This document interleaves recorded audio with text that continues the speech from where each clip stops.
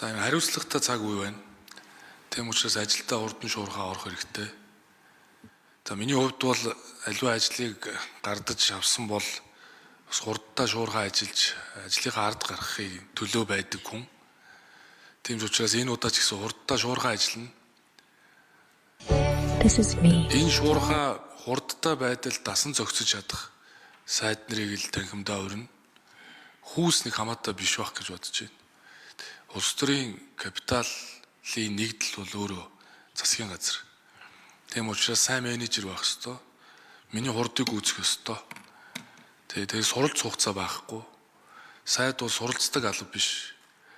Маргааш нөгөөдөргөө 3 дахаас одоо ингээд засгийн газрын 8 цагийн хурал явагдах ёстой.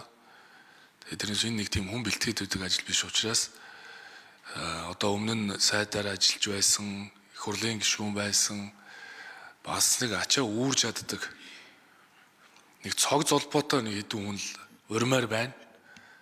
Тэгээ одоо мэдээж засгийн газар хурдтай ажиллахыг л би одоо шаардна. Хурд хэрэгтэй шүү одоо. Тэрээс цаг хугацаа бидийг хүлээхгүй байна. Тэгээ бид бол сөрөг хүчнтэйгээ өрсөлдөд байх юм байхгүй. Бидэнд нэг л том айдас ирж байна. Олон улсын байдал. Тийм учраас тэр асуудалтайгаа нүүр тулнаа. Асуудалтайгаа нүүр тулна. Өнгөрсөн хугацаанд бол бид нэр маш олон сорилт бэрхшээлийг туулаад гарч ирсэн. Одоо ч гэсэн бид нар туулж чадна. Тулаад ирсэн зовлон бэрхшээлийг туулаад гарна. Хамтын хүчээр тэгээ бүгдээрээ одоо хичээж ажиллахыг хүсэж байна. Тэгээд их хурлын гишүүд маань бас дэмжиж байгаад баярлалаа.